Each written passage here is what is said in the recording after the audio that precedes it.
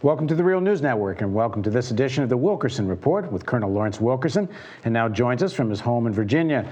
Larry Wilkerson was the former Chief of Staff for U.S. Secretary of State Colin Powell. He's currently an adjunct professor of government at the College of William and Mary. Thanks for joining us again. So President Obama has appointed Susan Rice as his national security advisor and has nominated for the new representative of the United States at the United Nations, Samantha Power. So Larry, well, first of all, before we get into what you think of this appointment and this nomination, how important a job is the national security advisor?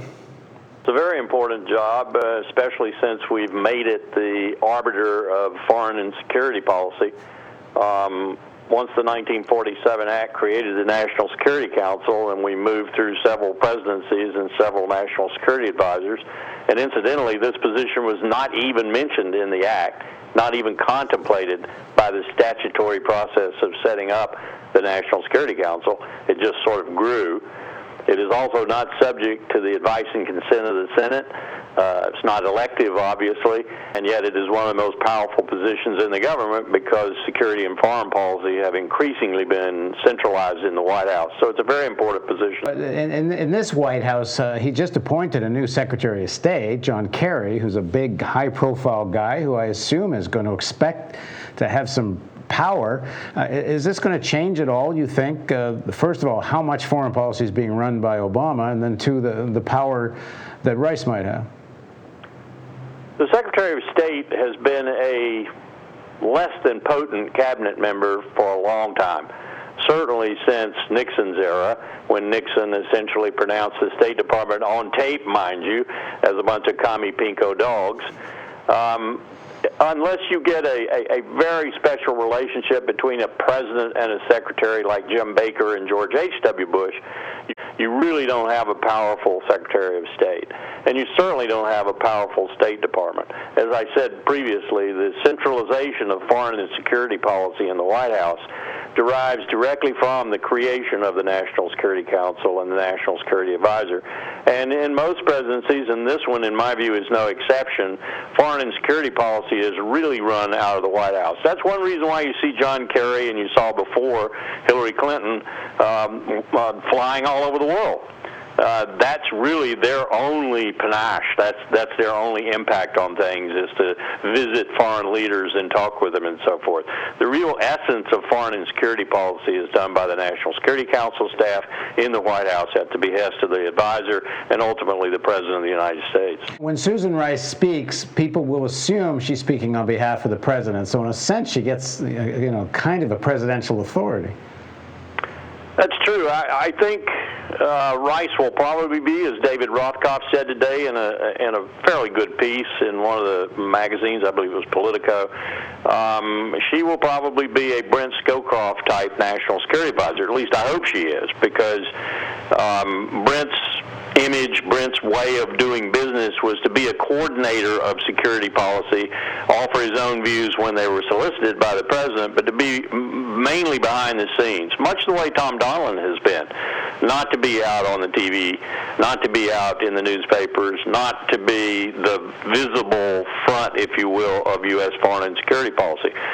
That's the president's job. So a good national security advisor like Brent Scowcroft and like Susan Rice purports to be, wanting to be like Brent and like Donilon, she won't be very visible. She'll be just the president's person, the coordinator of that policy. Now, but she will have a lot of influence, will she not? I mean, when he appoints her, he must appoint her because, one, he likes her counsel and trusts her, and she runs the Situation Room, if I understand it correctly, during high times of crisis.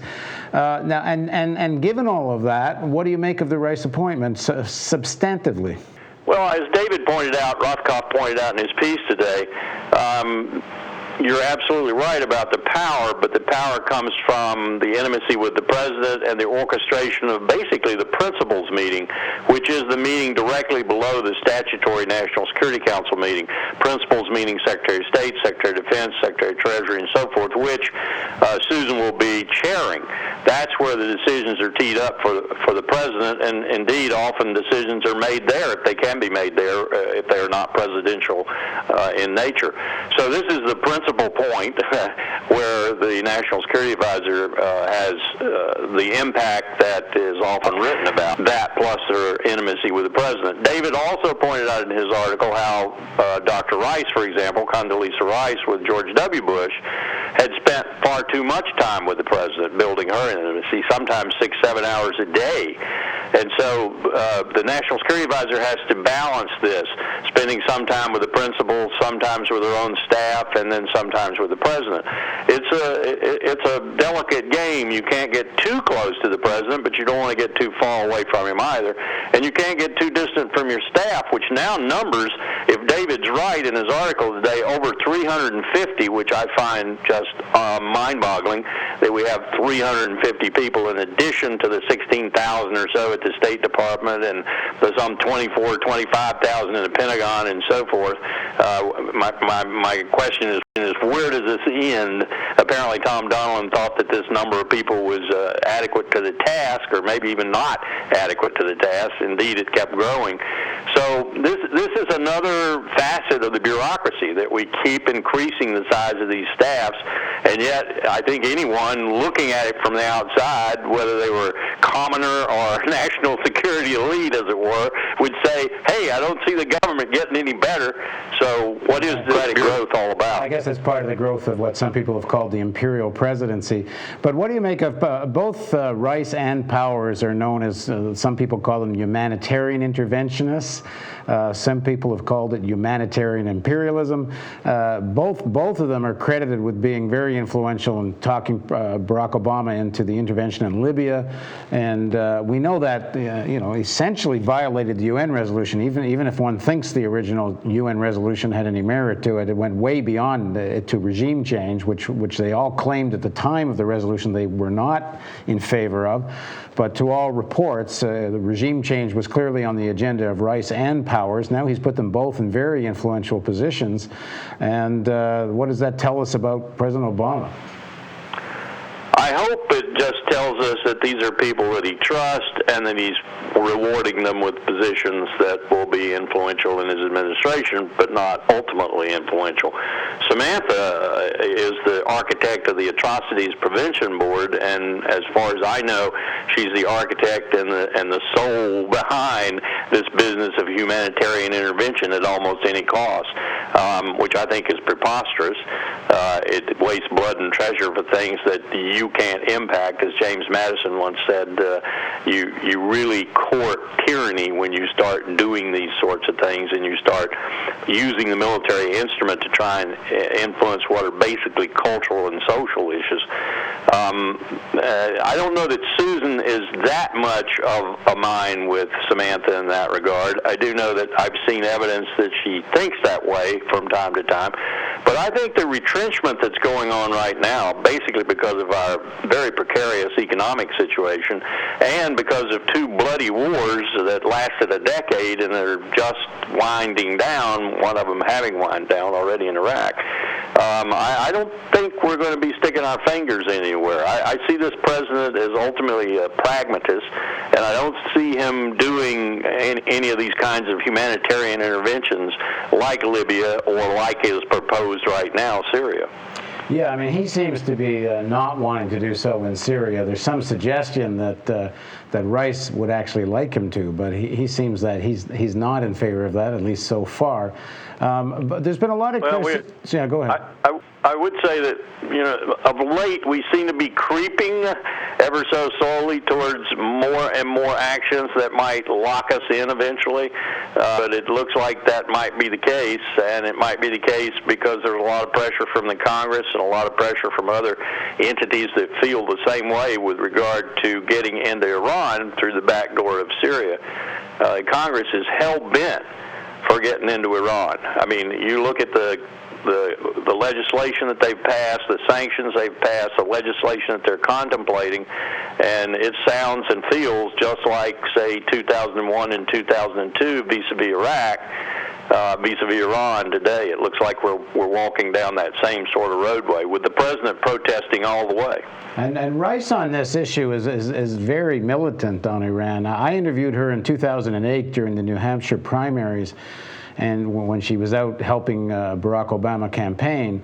And I asked her, does Barack Obama respect the fact that under the Non-Proliferation Agreement, Iran has a right to enrich uranium for peaceful purposes? Will he acknowledge that? And she simply wouldn't agree to it. And when I tried to pin her down about that in fact the Non-Proliferation Treaty says exactly that, her answer was, well, maybe it's time to rewrite the Non-Proliferation Treaty. This is the attitude that some of these people have. I'm at a loss as to why they have the attitude. It bespeaks an arrogance about international relations that, frankly, seems to me to accompany the diminishment of American power. Whether there's a causal effect in there, I'll leave for you to decide. But it does seem to be that the more our power is diminished, the more arrogant we grow, and the more interested we become in being a policeman all over the globe and doing these sorts of things. It doesn't make any sense to me, and it particularly doesn't make any sense with respect to Iran, because even if Iran had a nuclear weapon, Iran would be deterred by Israel, if nothing else, and by the consignment of states around her, many of whom would probably contemplate some sort of action on their own. I'm sure the Saudis, for example, if Iran were to make a nuclear weapon, that is to say, create a bomb and be able to weaponize it on some sort of missile, which I think would take, from this point right now, if they made the decision, anywhere from 7 to 8 years. But if they were to do that, and if they were to do like North Korea did, for example, and test one and show the world that they have a bomb and that they can test it, Saudi Arabia would probably buy 30 or 40 from the Pakistanis. I'm sure the contract's already ready to be signed. Yeah, and the Iranians know all this. I mean, actually developing a weapon is just to put a target on their back. They've said as much, and it seems rather obvious. But just finally, to go back to Rice, I mean, does it concern you that she's someone that seems rather able to support the use of military force and dressed up as intervention, but she's not shy about recommending it? No, and as I said, with people like Samantha and Ms. Rice and others, that worries me, because I'm not for going around the world fixing other people's problems, however they may be, however deep and profound they may be, with our military forces. It just doesn't make any sense to me. I don't think any of our founding fathers would sign up to that role either. So we've come a long way in this world where we've decided that we're going to let UN ambassadors and national security advisors and others tell us that we're going to send our forces across the oceans to prevent atrocities. I think that's the term of art now. Yeah, unfortunately, most of these atrocities had a lot to do with the same kind of policies in the first place, in the sense of creating the conditions for them. Yeah, all you do is exacerbate. If you think about what would happen if we intervened in Syria and you unwind it and you roll it out, different scenarios, of course, could result. And I'm not saying I have a crystal ball, but I could paint you an Archduke Ferdinand moment. I could paint you an August 1914 moment with regard to military intervention in Syria right now. You have all the powers lined up, from Turkey to Russia to China. You've got everybody lined up with an interest in this business, and you've got a big void in Syria right now that's being contested by at least half a dozen different elements. And you've got all kinds of people supporting in various ways, some states even supporting more than one of those elements. So this is a quagmire of the first order, and these people want to go in and prevent atrocities. Well, I'm sorry. All you're going to do is make the situation worse. All right, thanks for joining us, Larry. Thanks for having me, Paul. And thank you for joining us on the Real News Network.